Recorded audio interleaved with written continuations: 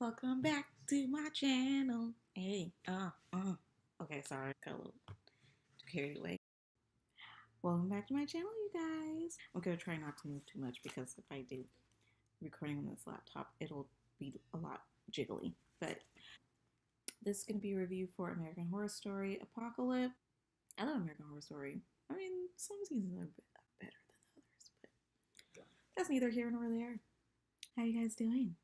Welcome back. We open up with my man Evan Peters, who he's playing as a hairstylist, Mr. Gallant, and he is doing Coco's hair, and she's talking about like, has anybody else had this hair? Because since I can't show my whole ass crack on Instagram, and I'm trying to be an influencer, I need this, basically to be the first to have that hairstyle. And he's just whatever, girl. And her assistant comes back with like some little fresh pressed juice, for Instagram, of course. And she's like, "This tastes like turtle shit." Hurry and go give me a macchiato so I can wash this taste out of my mouth. And then that's when everybody's phone starts pinging and like vibrating. They get that text message that lets them know that, like what happened with Hawaii, there was like a bomb threat. And Coco's like, fake news. This is so, like, this is the same thing that happened with Hawaii. Exactly what I was thinking. And her dad calls her and lets her know, no, this is for real. Probably because he knew how she was. Like, no, no, no, no. This is the real deal. He's in Hong Kong with her brother and mother, and he tells her, I'm sending a car right now. Come pick you up. I guess they must have known, like, just in case something like this happens, this is, what we're going to do. And they already have their tickets purchased for this very secret, I guess, bunker where they go for, things such as this, emergencies, the disasters, imminent disasters that are about to happen. And yeah, she doesn't believe it at first, but once dad's part of the conversation gets cut off and a car like skirts up to the in front of the salon, and because dad and brother and mommy are going to make it, there's some free space. And Evan Peters' character, Gallant, basically hears this and he's like, oh, okay, cool.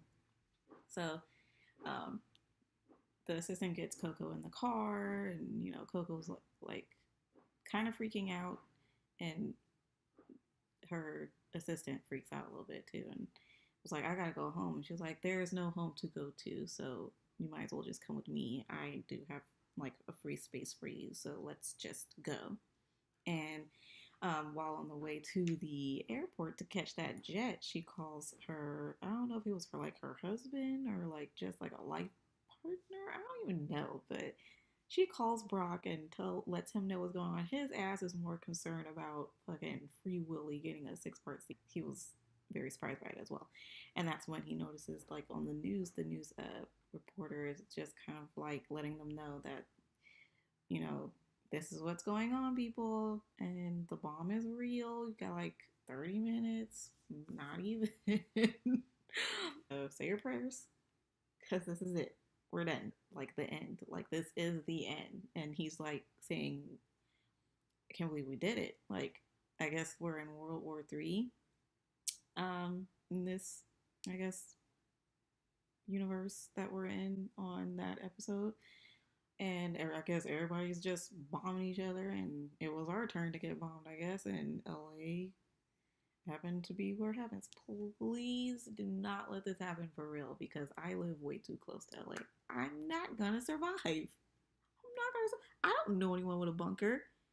My ass is grass if this happens. Like, please, can we put the kibosh on wars? Please. Find a different way to fight.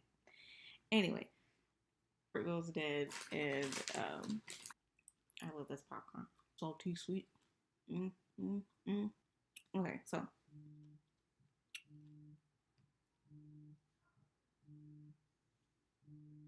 that's not me. That's not me. My phone's right here. So anyway, oh my god, this review is going on too long because I talked too goddamn much. nothing to do with the show. I'm so sorry, you guys. Anyway, yeah, everyone's going ape shit in the streets.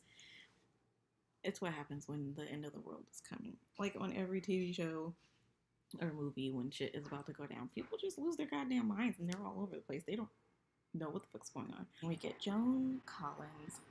Oh god, she's just opulence and elegance and snooty behavior to the nth degree. Just I feel like you'll never catch Joan in a bad look ever. Like you'll never catch her looking terrible. It will be unheard of if someone says, "Oh, I saw Joan Collins wearing a jogging suit." Like never would happen. Never, never. So Joan Collins is Gallant's grandmother. Apparently, his grandfather used to run MGM, so he's incredibly wealthy. Anyway, so I don't understand how they didn't know anything about that though. Like, if you guys have so much money, why didn't you have tickets to go to this thing? And you had to anyway. So I'm getting ahead of myself. So Coco's people don't make it. She has her assistant. Brock, doesn't make it. Coco and her assistant get to the airport, and she's telling Brock like, remember that clause we have in our agreement or whatever, and he's like, don't do this right now, not right now, I'm almost there. And she's like, basically, I release you from the contract. And he's like, and the chauffeur is badass. It was like taking people out who were trying to come for the jet. It got Coco and the assistant on the jet, and that's when Gallant pulls up with his grandmother. What the hell are you doing here? The fuck are you doing here? And he was like, I overheard what you said. Me and my grandmother want to get on too. Everybody can get on. Okay, that chauffeur, put his life on the line. For some reason, that really touched my heart. But they make it out. The jet, ascends, and Brock sees the jet, and he's like, "You bitch! You bitch! You left me!" Somehow, I want him to survive this. I don't know how he would. A nuclear winter and everything, but just so he can like carry out some sort of vengeance. But I really doubt it because I don't understand. Sorry, I have a turtle. He is staring at me. I will feed you. God. Worse than my son. Anyway. Then while they're up in the air, they see the mushroom basically from when the bomb hits, and it sucks. Everyone is dead. Mm-hmm. We enter into the life of Timothy, and he got accepted into UCLA. Yay! This all happened before the bomb goes off. Sucks for him. Like, you get accepted to your college of choice, and then the world fucking ends. What the fuck? Like, I would be so mad if that was me. Like, how dare you? How dare y'all fight when I'm trying to live my life and be a young, successful person? Now I gotta die because y'all and y'all feelings. So, and I guess like these military personnel or even like the cooperative personnel people or whatever, they come to collect Tim. His dad comes in before, and he's all, haven't you guys been looking at the news? Oh my god, everything's gone to shit. And, well, he didn't say that. That was basically what it was like. We're gonna die. And then the personnel come and swoop up Tim. And the mom's like, please take my other son. And like, their DNA is not identical because they picked him based off of his DNA, which he sent in to do an ancestry. Look, now they're trying to give you guys ideas like you might get picked because of your superior DNA. So, do ancestry so we can have your DNA, so we can see if you'll be able to restart the population when we're ready. Still not gonna do it. Anyway, Sam is selected. He gets taken to his facility where he meets Emily. She gets selected. They pick her ass up from jail. Why was she in jail? Because she was protesting on her college campus, and they said, not on our watch. Not on our watch. Take your ass to jail. And that's when the bomb drops, and Tim is devastated. His family is gone. Blah blah blah blah blah. All right, they have to wait for like 2 weeks I believe. And when they come up to this new facility where the cooperative are, they have these two people outside and they shoot them. And I'm like, oh my God, is this what we've entered into? Like, are we already going into this type of scenario where people get shot? Well, why did they get shot? What happened? So we find out later about those two, supposedly what happened to them. Sarah Paulson is a bitch. Oh, sorry, in this episode, but that's fine. Whatever. Do what you gotta do. And she comes over a little cane. I'm Wilhelmina Venable. Oh, she's basically like their introductory person once they get all cleaned up and out of their hazmat suits. And they're in Outpost 3. And it's like light, like high key, some Illumination. And I was just like, is this the devil? Is this of the devil? Did the devil do this? We don't play those games over here. They're separated from grays and purples. And purples are the elites. And that's what Tim and Emily are. They're the purples. And when Homegirl was like, well, okay, what are you? Wilhelmina's like, I'm neither. And then Emily's like, you're not a purple. And that's when you gonna address, you gonna put some respect on my name. I may not be a purple, but I'm in charge here. You will respect me.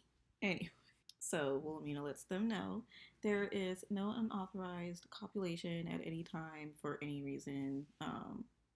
Basically, you have to be okayed to have sexy time, and that's what happened to those two grays that were outside and got shot in the head. Apparently, they copulated. They copulated. Chitty chitty bang bang. And I don't know if I believe that.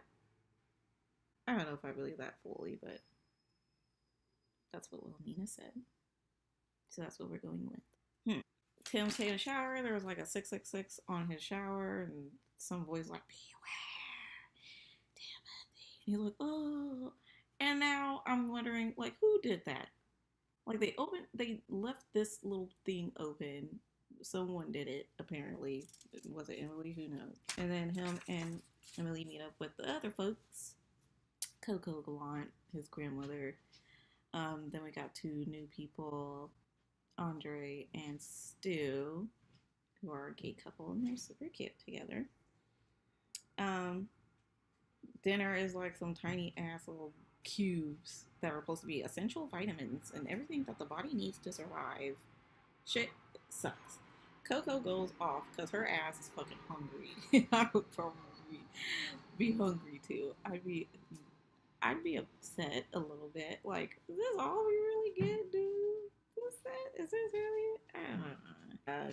Because Coco goes off, she gets slapped by Wilhelmina and told that food is limited, so we're gonna do what we got. Like, for some reason, I just don't believe anything that Wilhelmina said. I just don't. She's not trustworthy, and she's the devil. She's the devil. She's got to be the devil. She's evil. Something wrong with her. And apparently there was a spike in radiation during dinner. They fucking take Stu and they take Gallant, and I'm like, why are you taking my baby? What did he do? He didn't do nothing. That thing is bullshit. Apparently they went outside, but they get decontaminated and tested again by Kathy Bates' character. Yeah, and apparently Stu didn't make the cut. Oh, too bad for Stu. Gets shot in the head for nothing. Mm. Mm-hmm. And then they just go back to the fucking dining room like nothing happened. Like, oh, because somebody got shot and killed, how about we have some still? How convenient. Like Dina or Diana Stevens' character was just like, where'd you get this fresh meat from? Like, girl, you don't want to know. If you plan on eating it, just pretend it's chicken, like they said. And Andre is so distraught. And they're eating it, and like they get these bones out of it. What? I missed something?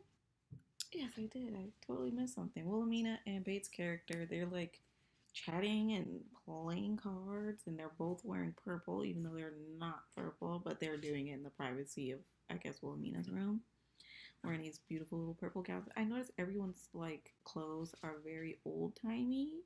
I wouldn't say Victorian, but they're definitely not of today attire. And Wilhelmina did mention something like about things being restored to the natural order of things, and that's why there are grays and there are purples. You know, elites and the lower less thans. You know, they are here to serve, and you're here to just be served for however long this may last, because this outpost is definitely not outfitted to last a long time, apparently. But they don't know that. The other characters don't know that. She gets off on, punishing or torturing these people, and she thinks it's great. And Kathy Bates' character is just kind of like, it's kind of cruel and basically going against cooperative. They are her bosses, and she feels like, she has to remain somewhat loyal to them because they do pay her and they pay her well, and she's done, they've done a lot for her, and she's done a lot for the company, the cooperative or whatever. Yeah, that's how she feels about that. And Wilhelmina's basically like, we're in charge here, so don't worry about cooperative. Fuck them girls. It's all about us. Okay, girl. Coco's a bitch. Andrea's distraught, eating the stew. They think it's chicken. Um, Tim lets them know this bone is definitely not a chicken bone. And Andre's like, is this a finger? Oh my god! Still, still. He's still. Stew is stew, basically. Well, Nina's like, oh my god, you guys are just, it's not, we would never, girl, we would never do that. That's not even cool. But that bitch is lying. She's gotta be lying. Gotta be. Where'd you get the fucking meat from? Where did you get the meat? Answer me that. Uh, Evie is okay with it. That's Glenn's grandmother, Joan Collins' character. Evie is okay with it. She's like, I don't care. I don't know what it is. I don't care what it is. I'm gonna eat every bite, and it's filled with fiber. She's definitely eating the fuck out of that stuff. I would probably not have, but it depends on how hungry I am. Like, if I was really hungry, I would just pretend like it's chicken or beef or just chicken. Depends on how lean the muscle. Anyway, so they finally changed the song, but then it's played for like a whole year and a half. Everybody was so excited when they finally changed the music, but then they kept playing it over and over and over, so it really didn't do much of anything. And nuclear winter takes place, and that's when Tim and Emily are they're in the cuffing season. It's the cuffing season for them. And they're all booed up and like kissing and stuff, but they can't do anything else. They're just kissing. I guess they save their kisses every day, and they kiss, and then they go way down, and they kiss, and that's it. They kiss and they cuddle, whatever. But that can lead to more, so they need to be careful. And due to rations being low, Wilhelmina lets them know they are cutting back to 1 meal a day. Evie doesn't see this as a problem. She's like, perfect. It's a reasonable dietary move. Like, this is great. Girl, we're gonna be looking real slim. It's gonna be slim this season. I can't wait. Evie is okay with it. Coco is pissed. She's already hungry. So being cut down to once a day is just not working for her. And neither is Galan either. He throws his plate and he's like, what you gonna do? Shoot all of us? Ah! That's when the alarm goes off. There's a breach. The breach is just someone from Cooperative, a Michael Langdon. Do we know a Michael Langdon?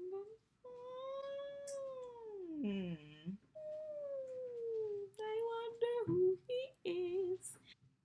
Michael Landon comes in all of his glory. He looks like a little, vampire reject or something. He looks like one of those. He's so classy. This one with long hair, just like his very posh way of speaking. And while he's talking to Wilhelmina, when he first walks in, she's like, I'm in charge here. And he's like, of course you are. And she's like, you sound like you don't believe me. Why wouldn't I? Interesting. And he's letting her know, there's 3 other outposts that have been overrated, overrun, and he's there to evaluate who to take. He said, I could take all of you, or I could take none of you. You can so easily end up like my horses, who are being dispatched by like a valley or a cannon in the back by Kathy Bates' character. Shoots them in the head because they are good as dead anyway. They are radiated. Like they got these little lesions on their. Oh, poor horsies. But then like when the horses fall into like the ditch, it's like a canyon almost. Anyway, when they fall at the bottom, like what was that took them? Something was living in the brush. If it's Brock, I don't blame him. Like, I'm gonna get that bitch. I'll get you for leaving me. You bitch. But if she hadn't have left him, nobody, like, who would have been left behind? And Evie was not getting off that plane. Like, bitch, you got me fucked up. I'm taking this ride. Brock, I'm sorry. So basically, who's going to the next facility? That's where the episode ends, and now we have to wait to find out who's going to go to the next facility, and then we have to wait to see how this season is connected with Murder House, which was the first season, and then The Coven, which was the fourth or third season. So it was Murder House, Asylum, I think Coven, Freak Show, Hotel, Roanoke, Cult. Okay, yeah, that's right. Sorry. I had to think about it. Anyway, so we get to, wait and see how all of this is connected. Michael Langdon is definitely a big part of that connection. I'm not going to tell anyone because I don't want to be a spoiler alert. Anyway, that's the end of this review, you guys. Thank you so much for watching. Yeah, please like, comment, subscribe. Please comment. Let's discuss this episode. What was your favorite part? Who's your favorite character so far? Who did you most connect with? And what do you think about Coco? Like, she's definitely a bitch. What do you think about Wilhelmina? What do you think about Tim and Emily's relationship? Where do you think this is going to go? Do you think they're going to copulate unauthorized and get shot in the head, or try to run off and like survive outside? I don't think that's a good idea, but who knows? So anyway, thank you again for watching. If you want to follow me on my Twitter, you can do so at LaSmalls86, Instagram Smalls2986. I will see you guys in the next video, and you have a great weekend. And I will catch you on the next episode of American Horror Story, as well as Insecure.